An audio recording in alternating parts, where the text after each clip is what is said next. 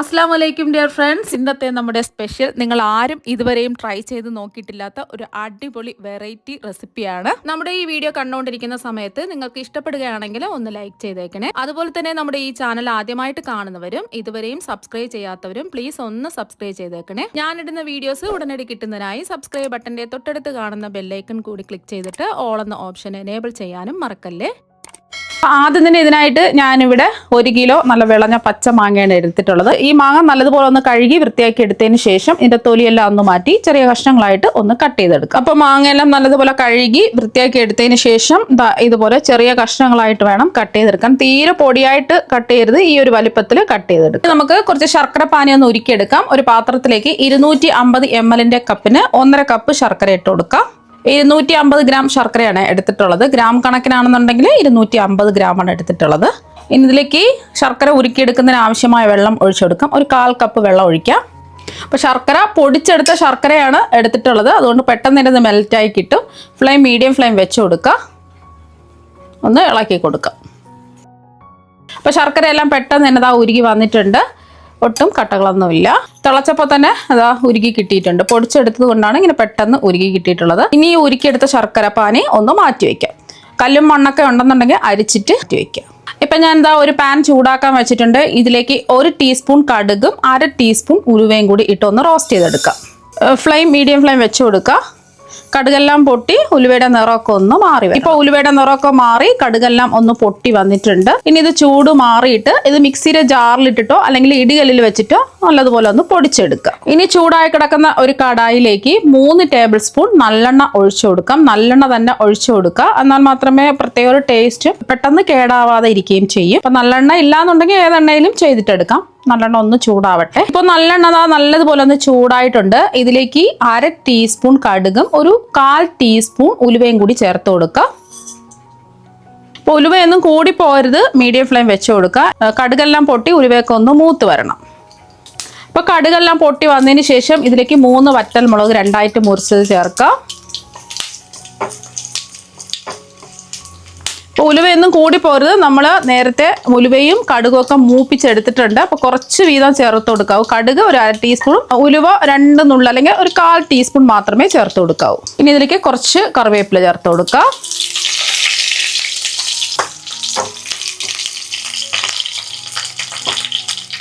കറിവേപ്പിലയും കൂടെ ചേർത്ത് കൊടുത്തതിന് ശേഷം 15 വെളുത്തുള്ളി പോലെ നീളത്തിൽ അരിഞ്ഞെടുത്തത് ചേർത്ത് കൊടുക്കുക. വലിയ വെളുത്തുള്ളി അല്ലികളാണെന്നുണ്ടെങ്കിൽ 10 എണ്ണം എടുത്താൽ മതിയാകും. ചെറിയ വെളുത്തുള്ളി അല്ലികളായതുകൊണ്ട് ഞാൻ 15 എണ്ണം എടുത്തിട്ടുള്ളത്. ഇനി ഇതിലേക്ക് 2 ഇഞ്ച് വലുപ്പത്തിലുള്ള ഇഞ്ചി നീളത്തിൽ അരിഞ്ഞെടുത്തതാണ് ചേർത്ത് കൊടുക്കുന്നത്. ഇഞ്ചി വെളുത്തുള്ളി പേസ്റ്റ് ഒന്നും ചേർക്കരുത്. ഇഞ്ചി വെളുത്തുള്ളി നീളത്തിൽ കട്ട് ചെയ്ത് ചേർത്ത് കൊടുക്കുകയോ അല്ലെങ്കിൽ പൊടി പൊടിയായിട്ട് കട്ട് ചെയ്ത് ചേർത്ത് കൊടുക്കുകയോ ചെയ്യുക. എന്നാൽ മാത്രമേ ഒരു പ്രത്യേക ടേസ്റ്റ് ഉണ്ടാവുള്ളൂ.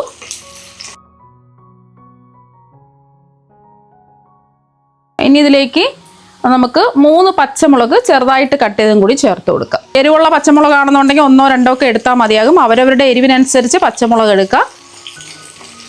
ഇനി ഇഞ്ചിയും ഈ വെളുത്തുള്ളിയും ഈ പച്ചമുളകെല്ലാം ഒന്ന് മൂത്ത് വരണം. ഫ്ലെയിം കുറച്ച് വെച്ച് കൊടുക്കുക. ഇപ്പം ഇഞ്ചിയും വെളുത്തുള്ളിയും പച്ചമുളകെല്ലാം മൂത്ത് വന്നിട്ടുണ്ട്. ഒരുപാടങ്ങ് മൂത്ത് ബ്രൗൺ കളർ ആവേണ്ട ആവശ്യമൊന്നുമില്ല, ജസ്റ്റ് ചെറുതായിട്ടൊന്ന് മൂത്ത് വന്നാൽ മതി. ഇനി ഇതിലേക്ക് ഫ്ലെയിം കുറച്ച് വെച്ച് കൊടുക്കുക. എന്നിട്ട് പൊടി ഐറ്റംസ് ചേർത്ത് കൊടുക്കാം. ഞാനിപ്പോൾ 2 ടേബിൾ സ്പൂൺ കാശ്മീരി മുളക് പൊടിയാണ് എടുത്തിട്ടുള്ളത്. അപ്പം എരിവുള്ള മുളക് പൊടിയാണെന്നുണ്ടെങ്കിൽ 1 ടേബിൾ സ്പൂൺ എരിവുള്ള മുളക് പൊടിയും കാശ്മീരി മുളക് കയ്യിലുണ്ടെന്നുണ്ടെങ്കിൽ അതും 1 ടേബിൾ സ്പൂൺ എടുക്കുക. ഞാനിപ്പോൾ 2 ടേബിൾ സ്പൂൺ കാശ്മീരി മുളക് പൊടിയാണ് എടുത്തിട്ടുള്ളത്. ഇനി ഇതിലേക്ക് ഒരു 1/4 ടീസ്പൂൺ മഞ്ഞൾപ്പൊടി ചേർക്കാം. അതുപോലെ തന്നെ ഇതിലേക്ക് 1 ടീസ്പൂൺ കായപ്പൊടിയാണ് ചേർത്ത് കൊടുക്കുന്നത്. ഇനി നമ്മൾ ഇതിലേക്ക് ചേർത്ത് കൊടുക്കുന്നത് കടുകും ഉലുവയും നമ്മൾ റോസ്റ്റ് ചെയ്ത് വെച്ചത് ചൂട് മാറിയിട്ട് മിക്സിയിൽ ജാറിലിട്ടിട്ട് പൊടിച്ചെടുത്തതാണ്. അതും കൂടെ ചേർത്ത് കൊടുക്കാം. ഇതെല്ലാം കൂടിയിട്ട് ഒന്ന് ഇളക്കി കൊടുത്ത് ഈ പൊടിയുടെയൊക്കെ ഒരു പച്ചമണം മാറി കിട്ടുന്നവരെ ഒന്ന് ഇളക്കി കൊടുക്കുക. ആ മുളക് പൊടിയുടെയും മഞ്ഞൾപ്പൊടിയുടെയും ആ ഒരു പച്ച ടേസ്റ്റൊക്കെ ഒന്ന് മാറി കിട്ടിയാൽ മതി. ഒരു 10 സെക്കൻഡ് ഒന്ന് ഇളക്കി കൊടുക്കുക. ഫ്ലെയിം കുറച്ച് വെച്ചില്ല എന്നുണ്ടെങ്കിൽ ഇതെല്ലാം മുളക് പൊടിയും മഞ്ഞൾപ്പൊടിയൊക്കെ കരിഞ്ഞു പോകും. ഇപ്പോൾ ഒരു 10 സെക്കൻഡ് ഒന്ന് ഇളക്കി കൊടുത്ത് ആ പൊടിയുടെയൊക്കെ ഒരു പച്ച മണം മാറി കിട്ടിയിട്ടുണ്ട്. ഇനി ഇതിലേക്ക് കട്ട് ചെയ്ത് വെച്ചിരിക്കുന്ന മാങ്ങാ കഷ്ണങ്ങൾ ചേർത്ത് കൊടുക്കുക. ഒന്ന് ഇളക്കി കൊടുക്കുക.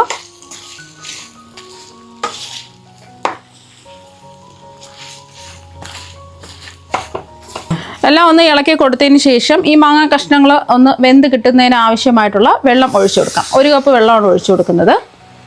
ഇനി ഇതിലേക്ക് ആവശ്യത്തിനുള്ള ഉപ്പ് ചേർത്ത് കൊടുക്കാം. ഞാനിപ്പോൾ 1 ടീസ്പൂൺ ഉപ്പാണ് ചേർത്ത് കൊടുക്കുന്നത്. ലാസ്റ്റിൽ ഉപ്പ് കുറവുണ്ടെന്നുണ്ടെങ്കിൽ ആവശ്യത്തിനുള്ള ഉപ്പ് ചേർത്ത് കൊടുത്താൽ മതി. എല്ലാം ഒന്ന് ഇളക്കി കൊടുക്കാം. ഒരുപാട് വെള്ളം അങ്ങ് ചേർക്കരുത്. ഈ ഒരു അളവിൽ 1 കപ്പ് വെള്ളം ചേർത്ത് കൊടുക്കുക. ഫ്ലെയിം കുറച്ച് വെച്ച് കൊടുക്കുക. ഒരു ലോ ടു മീഡിയം ഫ്ലെയിമിൽ വെച്ചിട്ട് ഈ മാങ്ങ എല്ലാം ഒന്ന് വെന്ത് വരണം. അപ്പോൾ അതൊന്ന് തിളച്ചിട്ടുണ്ട്. ഇനി മൂടി വെച്ച് ഒന്ന് കുക്ക് ചെയ്തെടുക്കുക. ഇപ്പം നമ്മൾ മാങ്ങ വെള്ളമൊഴിച്ച് കുക്ക് ചെയ്യാൻ വെച്ചിട്ട് ഒരു 6-7 മിനിറ്റ് ആയിട്ടുണ്ട്. അപ്പോൾ ഇടയ്ക്കിടയ്ക്ക് ഒന്ന് ഇളക്കി കൊടുത്തിട്ടുണ്ടായിരുന്നു. അപ്പോൾ മാങ്ങ കഷ്ണങ്ങളൊക്കെ വെന്ത് വന്നിട്ടുണ്ട്. ഒരുപാടങ്ങ് ഉടഞ്ഞു പോവരുത്, പക്ഷേ മാങ്ങ കഷ്ണങ്ങളൊക്കെ വെന്ത് കിട്ടുകയും വേണം. ഇതിലേക്ക് നമ്മൾ ഉരുക്കി വെച്ചിരിക്കുന്ന ശർക്കര പാനി അങ്ങ് മുഴുവനും ചേർത്ത് കൊടുക്കാം. ഇത് കല്ലുമണ്ണും അഴുക്കൊന്നും ഇല്ലാത്തത് കൊണ്ട് നേരിട്ട് അങ്ങ് ഒഴിച്ചു കൊടുക്കുകയാണ്. കല്ലുമണ്ണ് പൊടിയൊക്കെ ഉണ്ടെന്നുണ്ടെങ്കിൽ ഒരു അരിപ്പയെ കൂടി അരിച്ചിട്ട് വേണം ഇതിലേക്ക് ഒഴിച്ചു കൊടുക്കുക. ഈ ശർക്കര പാനിയെല്ലാം ചെറുതായിട്ടൊന്ന് വറ്റി വരണം.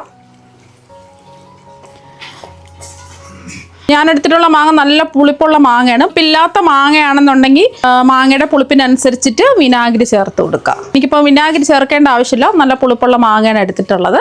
ഉപ്പ് നോക്കിയപ്പോൾ കുറവായതുകൊണ്ട് കുറച്ച് ഉപ്പും കൂടി ചേർത്ത് കൊടുക്കുക. ഒരു 1/2 ടീസ്പൂൺ ഉപ്പും കൂടി ചേർത്ത് കൊടുക്കുക. ഫ്ലെയിം കൂട്ടി വെക്കരുത്, ഫ്ലെയിം കുറച്ച് തന്നെ വെക്കുക. ഈ ശർക്കര പാനി കിടന്ന് കുറച്ചും കൂടെ ഒന്ന് വറ്റി വരണം. അപ്പോൾ ശർക്കര പാനിയും കൂടെ ചേർത്ത് കൊടുത്തിട്ട് ഒരു 3 മിനിറ്റ് ഒന്ന് കുക്ക് ചെയ്തെടുക്കാം. 3-4 മിനിറ്റ് കുക്ക് ചെയ്തെടുക്കാം. ശർക്കര പാനി അങ്ങ് വറ്റി വരരുത്. ഈ ഒരു പരുവാകുമ്പോൾ നമുക്ക് ഫ്ലെയിം ഓഫാക്കി കൊടുക്കണം. ചൂട് മാറിക്കഴിയുമ്പോൾ നല്ലതുപോലെ ഒന്ന് കുറുകി വരും. അപ്പോൾ കുറച്ച് ലൂസായിട്ട് ഈ ഒരു പരുവാവുന്ന സമയത്ത് നമുക്ക് ഫ്ലെയിം ഓഫാക്കി കൊടുക്കുക. നല്ലതുപോലെ ഒന്ന് ചൂട് മാറട്ടെ. ഈ ഒരു സമയം ഉപ്പൊക്കെ ഉണ്ടോ എന്ന് ചെക്ക് ചെയ്ത് നോക്കുക. ആവശ്യമെങ്കിൽ ഉപ്പ് ചേർത്ത് കൊടുക്കുക. അതുപോലെ എരിവൊക്കെ കറക്റ്റാണോ എന്ന് ചെക്ക് ചെയ്ത് നോക്കുക. ആവശ്യമെങ്കിൽ മുളക് പൊടിയും ചേർത്ത് കൊടുക്കുക. അപ്പോൾ കായപ്പൊടിയൊക്കെ കറക്റ്റാണ്, ഉപ്പൊക്കെ കറക്റ്റാണ്. ഇനി ഇതിൻ്റെ ചൂടൊക്കെ ഒന്ന് മാറട്ടെ. ഇപ്പോൾ ഇതിൻ്റെ ചൂടൊക്കെ നല്ലതുപോലെ മാറിയിട്ടുണ്ട്. ഇപ്പോൾ കാണുമ്പോൾ തന്നെ നിങ്ങൾക്ക് മനസ്സിലാക്കാൻ പറ്റും എത്രമാത്രം നല്ല ടേസ്റ്റ് ആണെന്നുള്ളത്. ചൂട് മാറിക്കഴിഞ്ഞപ്പോൾ കുറച്ചും കൂടെ ഒന്ന് കുറുകി വന്നിട്ടുണ്ട്. അപ്പോൾ കാണാനും നല്ല ഭംഗിയാണ്, കഴിക്കാനും അടിപൊളി ടേസ്റ്റാണ്. ഇതിൻ്റെ കൂടെയും ബ്രേക്ക്ഫാസ്റ്റിൻ്റെ കൂടെയും നമുക്ക് സൈഡായിട്ട് കഴിക്കാവുന്നതാണ്. ഞാനിപ്പോൾ 1 കിലോ പച്ച മാങ്ങയിലല്ലേ ചെയ്തെടുത്തിട്ടുള്ളത്.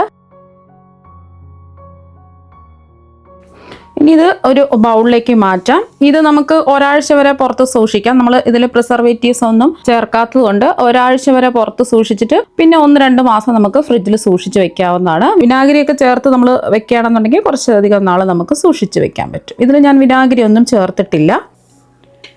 വായിലിട്ടാൽ തന്നെ അല്ലിഞ്ഞിറങ്ങും. അത്രയ്ക്ക് നല്ല അടിപൊളി ടേസ്റ്റാണ്.